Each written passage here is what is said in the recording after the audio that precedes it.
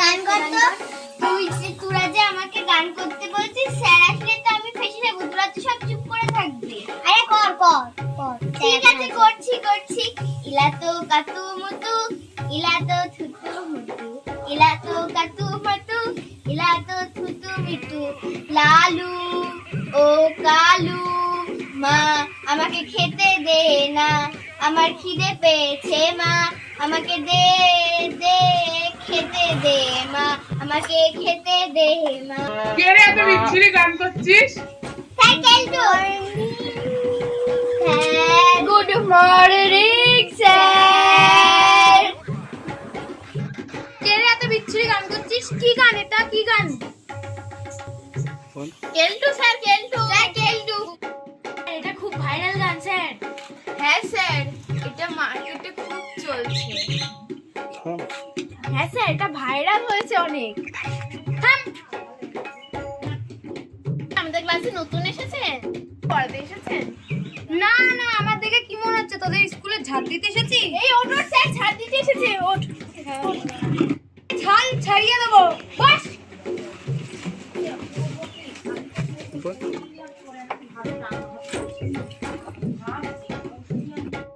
জানলে আমি ফুল, তিলক, চন্দন সাথে নিয়ে আসতাম। আমরা তো স্যারদের খুব সম্মান করি। হ্যাঁ, তার তো সম্মান করবি। আমি আসলাম আর তোরা তো একটু উঠেও দাঁড়ালি না। না তো স্যার, আমরা তো উঠেছিলাম। হ্যাঁ, উঠেছিলিস। আমাকে ঝাড় দেওয়ার কথা বললে উঠবেই তো, বস।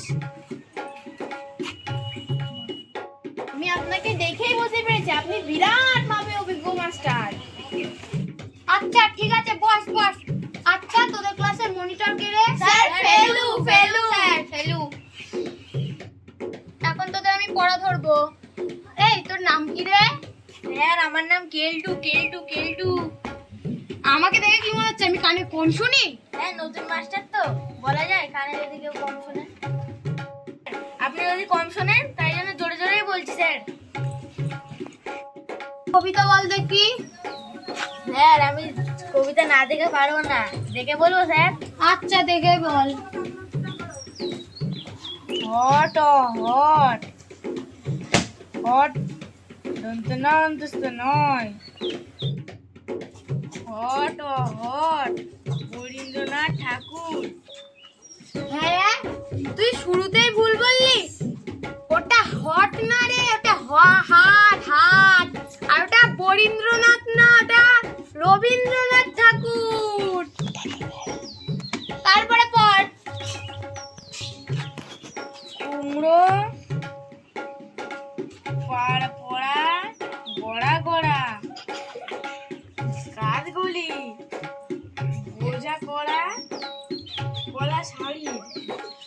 ওটা কুমড়ো পাড়ার গড়া গড়া না, ওটা কুমোর পাড়ার গরুর গাড়ি। আর ওটা বোঝাই করা কলসি হাড়ি, ওটা বোঝাই করা গাড়ি গাড়ি না।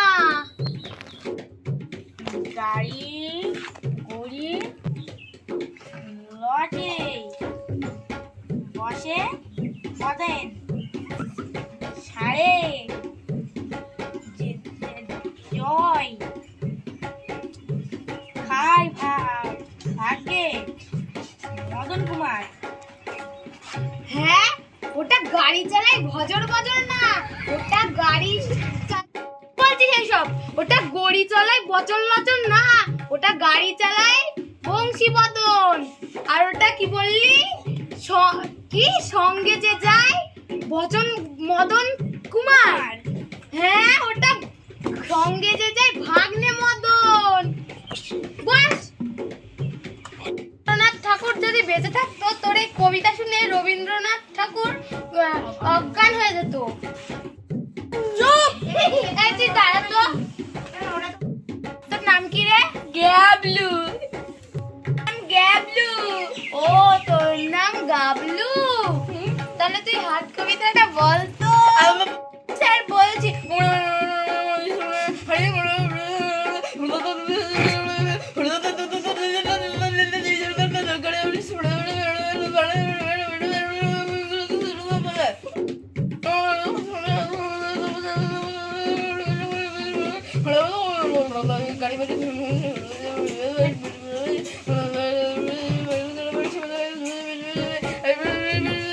পাঁচশো কিলোমিটার গতিতে যাচ্ছিস, থাম থাম।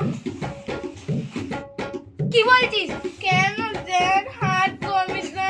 থাম থাম বলছি, বস। তোর কি হাগা লেগেছে? এত তাড়াতাড়ি বসছিস? পুরো তো 500-400 কিলোমিটার। জোরে বলছি।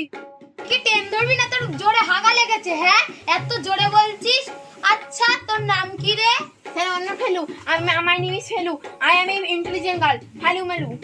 পুরে ইংরেজি রে। ইংরেজি শুনে তো যারা ইংরেজি বলতে পারে সব ভুলে যাবে। তুই একটা কবিতা বলতো। স্যার, আমি তো কবিতা পারি না, কিন্তু আমি ভালো রচনা বলতে পারি। হ্যাঁ স্যার, ও খুব ভালো রচনা বলতে পারে। তাহলে বল দেখি, বাঙালির প্রিয় খাবার দিয়ে রচনা। ঠিক আছে স্যার, আমি কবিতা। তুই কি ধরনের রচনা পারিস রে? স্যার, আপনি যে কোনো রচনা ধরেন, আমি সব বলে দেবো। ও, তাহলে তুই বাঙালির প্রিয় খাবার দিয়ে রচনা বলতো। স্যার, এই এবারে নতুন শাকটা না নিঘাত পাগল হয়ে যাবে। এই ফুচকে মেয়ে, এইভাবে কি ভিস ভিস করছিস রে? স্যার, কিছু না স্যার, কিছু না। ধরেন ধরেন, ধরে মজা পাবেন। ঠিক আছে, বাঙালির প্রিয় খাবার দিয়ে রচনা বলতো দেখি। ঠিক আছে স্যার, স্যার বলছি, বাঙালি খুব খাদ্যরসিক। বাঙালি ভাত খায়, মাছ খায়, মাংস খায়, রুটি খায়, পরোটা খায়। আর এই পরোটা মানেই তো রাজুদার পরোটা, শিয়ালদার রাজুদার পরোটা। আর এই রাজুদা খুব যত্ন করে কম তেলে নরম নরম পরোটা করে। আর এর সঙ্গে আলু দিয়ে, সয়াবিন দিয়ে, ডাল মটর দিয়ে সুন্দর তরকারি। আর দামও খুব কম। একটা 3টে পরোটা, একটা পেঁয়াজ, একটুখানি তরকারি, একটা সিদ্ধ ডিম আর একটা কাঁচা লঙ্কা, মাত্র 30 টাকা। কেমন লাগলো স্যার আমার বাঙালির প্রিয় খাবারের রচনাটা? হ্যাঁ, তোকে বললাম বাঙালির প্রিয় খাবারের রচনা বলতে, আর তুই চলে গেলি রাজুদার পরোটায়।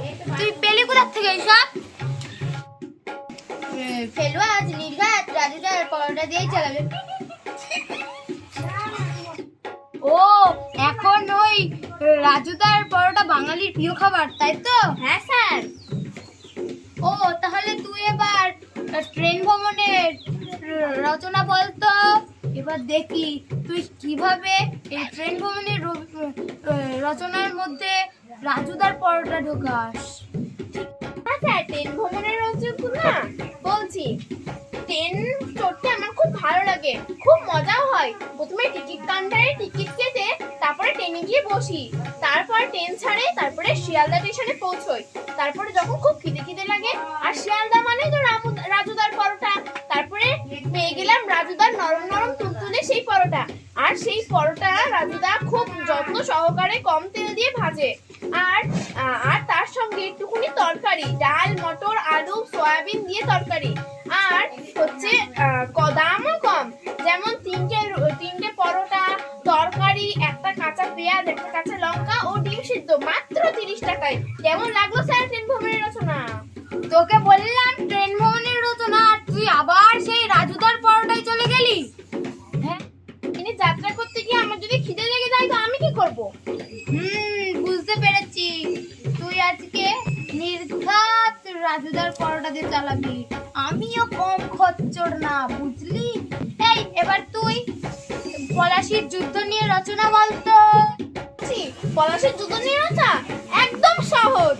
পলাশীর যুদ্ধ 1757 সালে ইংরেজদের সাথে নবাব সিরাজদৌল্লের যুদ্ধ হয়েছিল। পলাশীর জায়গাটি নদিয়া জেলার। গত বছর মা বাবার সাথে আমি ঘুরতে গেছিলাম। পলাশী ঘুরতে গিয়ে তারপর পলাশী ঘুরতে দুপুরে যখন খিদে পেয়ে গেল, তখন আশেপাশে কেমন কোনো ভাতের দোকান না পেয়ে দেখতে পেলাম যে হচ্ছে রামুদার সেই। হ্যাঁ স্যার, আর সেই পলাশী ঘুরতে গিয়ে দুপুরবেলা খুব খিদে লেগে গেল, আর সেই ভাত ডালের দোকান বন্ধ ছিল বলে শেষে আমরা আলুর দম আর 2টো করে পরোটা খেলাম। আর সেই পরোটা মানেই তো রাজুদার পরোটা। আর এই পরোটা খুব রাজুদা যত্ন সহকারে কম তেলে ভাজে। আর সেই পরোটা খুব নরম হয়। আর তার সঙ্গে ডাল সয়াবিন আলু দিয়ে তরকারি।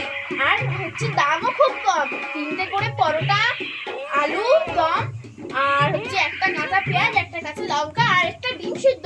কেমন লাগলো কোথায় পলাশির যুদ্ধের রচনাটা? হ্যাঁ, তুই আবার সেই রাজুদার পরোটায় চলে গেলি।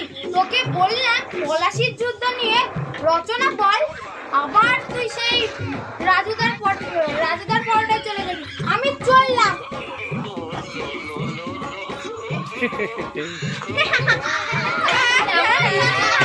সেই